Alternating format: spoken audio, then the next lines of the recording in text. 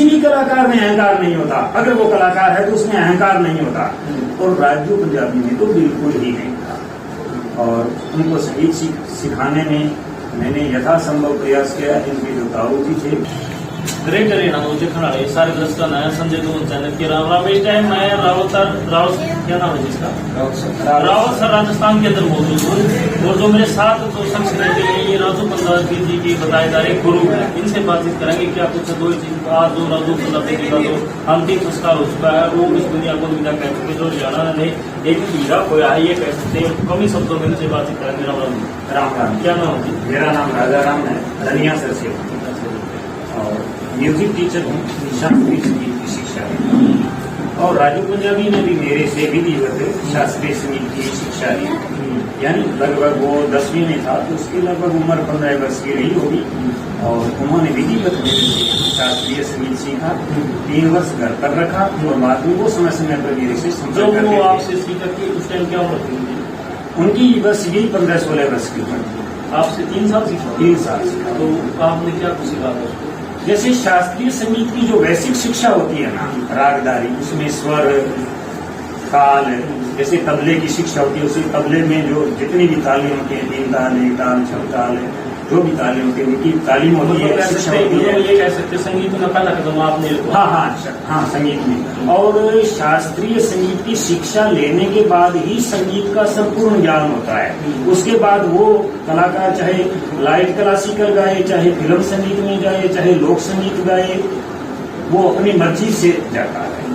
Sir कभी आपने सोचा था कि आप कैसे सीखना पुरस्कार होगा? नहीं, मैंने कभी नहीं सोचा। और मेरे शिष्य, हाँ गुरु तो चाहता भी यही है कि वो अपना शिष्य बड़ा हो और बुलंदियों को छुए, लेकिन इतना बड़ा हो जाएगा और लोक संगीत में तो ये मैंने नहीं सोचा था। ये तो उसमें प्रतिभा थी, होनहार था, मेहनती था। आप शिष्य बहुत दुख है, बच्चे की तरह था। इसके लिए तो मैं, मेरे जो शब्द है ना वो भी लड़खड़ा रहे। मैं आपसे क्या बोलूँ क्या कहूँ ये भी मेरे अभी समझ में नहीं आ रहा है। क्यों कि वो जो कलेजा है वो गले को आ रहा है। बच्चे की तरह था, इतना होनहार व्यक्ति, बड़ी आर्टिस्ट था और सबका भी वो तो सबका ही प्रिय था। मेरा क्या सबका प्रिय। आपसे कब बात हुई? मेरी वैसे फोन पर बात होती थी यदा कदा। और अभी जो उन्होंने वहाँ स्टूडियो किया हरियाणा में, हिसार में, तो उन्होंने कई बार बोला कि गुरुजी आओ हम यहाँ एक शास्त्रीय संगीत का प्रोग्राम रखेंगे। तो मैंने कहा उनकी बार बसंत पंचमी को शास्त्रीय संगीत का प्रोग्राम आपको मिलने वाले थे। हाँ तो ये बात मिलने वाले थे। मिलन रह गया। हाँ मिलन रह गया। वैसे यहाँ आते थे, जब भी वो यहाँ रावत सर अपने घर आते थे तो मेरे को बोल देते थे, मैं यहाँ आ जाता था। और यहाँ रावत सर आते तो कभी मेरे घर पर भी जाकर के आया करते थे। इतना बड़ा स्टार होने के बाद कभी दिन अहंकार आया? नहीं।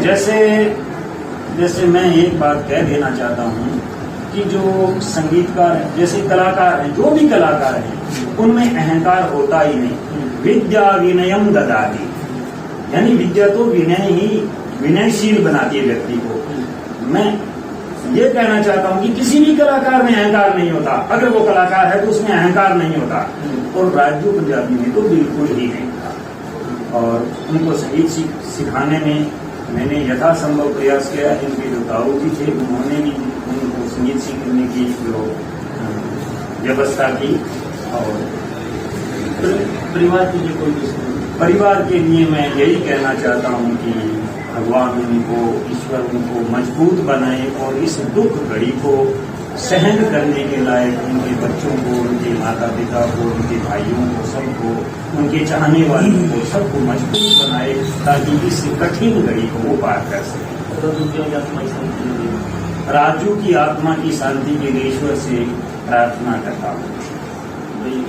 हाँ तो देख सकते हैं राजस्थान के अंदर मैं मौजूद हूँ। और जो हमारे साथ जो स्क्रीन में जो व्यक्ति बैठे हैं राजू पंजाबी जी के गुरु जी बताए जा रहे हैं, जिन्होंने जो पहला कदम है जो म्यूजिक के अंदर जो इन्होंने रखवा था और पता नहीं था क्योंकि इन दिनों में गिने चुने दिनों में वो इतने बड़े स्टार हो जाएंगे। और बड़े दुख के साथ कहना है कि आज उनका शिष्य इनके कह सकते हैं कि सामने से चला गया और गुरु की आपको भी नम वीडियो के साथ